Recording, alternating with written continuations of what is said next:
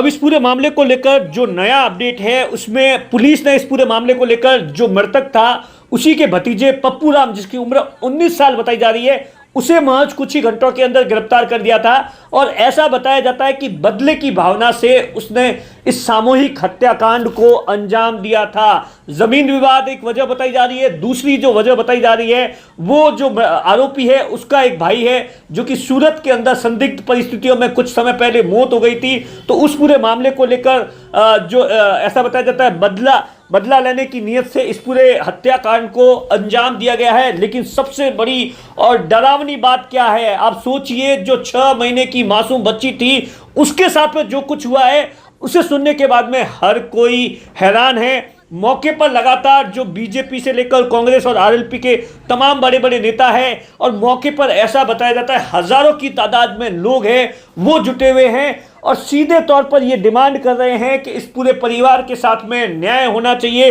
परिवार और समाज की कुछ डिमांड्स है जिसको लेकर लगातार प्रशासन की ओर से बातचीत की जा रही है, तमाम चीज़ों को लेकर बातचीत की जा रही है। लेकिन आप देखिए, हनुमान बेनीवाल से लगाकर बीजेपी और नारायण बेनीवाल और दिव्या मदेरणा ने भी इस पूरे मामले के अंदर सीधे तौर पर सरकार पर सवाल खड़े कर दिए हैं। क्या कुछ दिव्या मदेरणा, क्योंकि आप देखिए दिव्या मदेरणा ने इस पूरे मामले को लेकर 1 महीना भर पहले भी एक इस तरीके की एक हत्याकांड हुआ था उसका भी जिक्र किया है, खुद की घटना का भी जिक्र किया है। सीधे तौर पर कहा है कि राजस्थान के अंदर कानून व्यवस्था की क्या कुछ स्थिति है उसका अंदाजा आप इस बात से लगाइए कि मुझ पर हमला हो जाता है। जोधपुर के ओसिया में 4 लोगों को जिंदा जलाने की घटना के बाद में लगातार राजस्थान के अंदर प्रदेश की कानून व्यवस्था को लेकर कई सवाल खड़े उठ रहे हैं। इसी बीच जब ओसिया से आने वाली कांग्रेस की विधायक दिव्या मदेरणा से इस पूरे मामले को लेकर सवाल पूछा गया तो दिव्या मदेरणा का खुद का दर्द भी झलक गया। दिव्या मदेरणा ने जो कुछ कहा है उसके बाद से ही लगातार आप देखिए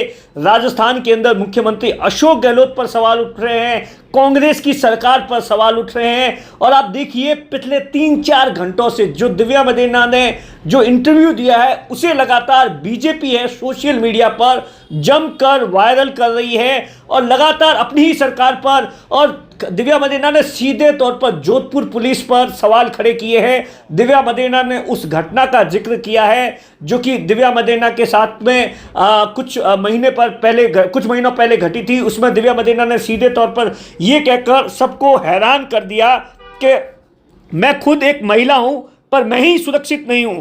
इससे आप समझ सकते हैं कि प्रदेश की स्थिति क्या होगी। दिव्या मदेरणा ने जोधपुर के आईजी पर सवाल उठाते हुए कहा कि जहां ये घटना हुई है वहां से आईजी ने मुझे बिना इंफॉर्मेशन दिए थानाधिकारी को हटा दिया। क्यों हटाया, किस तरीके का रवैया है, इन तमाम चीज़ों को लेकर दिव्या मदेरणा ने सवाल खड़े कर दिए हैं। और आप देखिए दिव्या मदेरणा ने यहाँ तक कि बाड़मेर के अंदर जो बायतू के अंदर गिरा के पास में जो एक एनकाउंटर हुआ था उस मामले को लेकर भी सीधे तौर पर जोधपुर पुलिस है उसको सवालों के घेरे में लिया और सीधे तौर पर जोधपुर पुलिस पर कई गंभीर आरोप लगाए हैं। दरअसल आप सबको पता होगा कि दिव्या मदेरणा हमेशा बेबाक बयानों के लिए जानी जाती है, वो बेबाक बातें करती है। लेकिन इस बार जिस तरीके से दिव्या मदेरणा ने 3-4 महीने बाद में विधानसभा चुनाव है, आप देखिए लगातार बीजेपी है वो कांग्रेस को कानून व्यवस्था को लेकर पूरे राजस्थान के अंदर लगातार कैंपेन चला रही है। और राजस्थान के जोधपुर जो कि मुख्यमंत्री अशोक गहलोत का गृह जिला है जहां पर पिछले 3-4 दिन के अंदर 2-3 बड़ी घटनाएं हुई है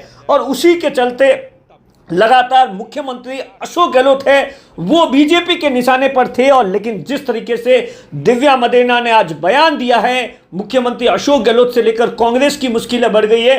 सीधे तौर पर यह कह दिया कि मैं एमएलए हूं, मैं सुरक्षित नहीं हूं। तो आप सोच सकते हैं कि राजस्थान की क्या कुछ स्थिति है। ये तो मैं सक्षम हूं इसीलिए मैं इस तरीके से लड़ रही हूं। मतलब क्या आप सुनिए दिव्या मदेरणा ने कैसे अपना दर्द बयान किया और जो घटना हुई थी उसके ऊपर भी क्या कुछ कहा है। दिव्या मदेरणा उस घटना स्थल पर पहुंच गई है जहां पर ये पूरा का पूरा रात के अंदर जो सामूहिक हत्याकांड हुआ तो मारकर अंदर झोपड़ी में ले गए और आग लगाई गई। तो आग देखकर पड़ोसी आ गए और इन्फॉर्मेशन करी गई कि इस तरीके से आग लगाई और आग बुझाने का काम किया। पुलिस मौके पर है।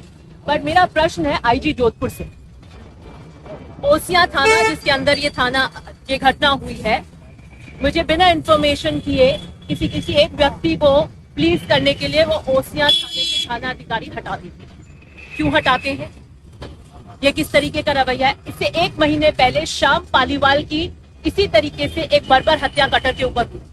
उसके मुख्य आरोपी नहीं पकड़े गए। एसएचओ उसकी जांच कर रहा था, वो मुख्य आरोपी नहीं पकड़े गए। उससे पहले आपने एसएचओ, और पूरे जोधपुर जिले में एक एसएचओ हटा और वो भी ओसिया का हटा। उसके बाद आप एसएचओ नहीं लगा पाए। बाड़मेर में जोधपुर की पुलिस जाती है, एक व्यक्ति का एनकाउंटर कर देती है। हम रूल ऑफ लॉ की बात करते हैं, वो इनामी भी नहीं था कि जोधपुर पुलिस इस तरीके से जाए और बाड़मेर में एक एनकाउंटर कर दी इस तरीके। और मेरे ऊपर हमला हुआ, आप सबने देखा, उसके वीडियो विजुअल्स आए। ऐसा तो था नहीं कि अदृश्य लोग थे। एक अरेस्ट आज तक आईजी उसमें नहीं करते, एक सिंगल अरेस्ट। उस फाइल को फिर सिरोही ट्रांसफर कर देते हैं। पता नहीं उसके अंदर क्या सुरखाब पेपर लग रहे हैं। असामाजिक तत्वों को आप अरेस्ट नहीं करना चाहते। विधायक के खिलाफ सरेआम जो होता है उसमें आप अरेस्ट नहीं करना चाहते। श्याम पालीवाल की बर्बर हत्या में आप मुख्य आरोपियों को अरेस्ट नहीं करके एसएचओ को हटा देते हो। Transfer to please one person.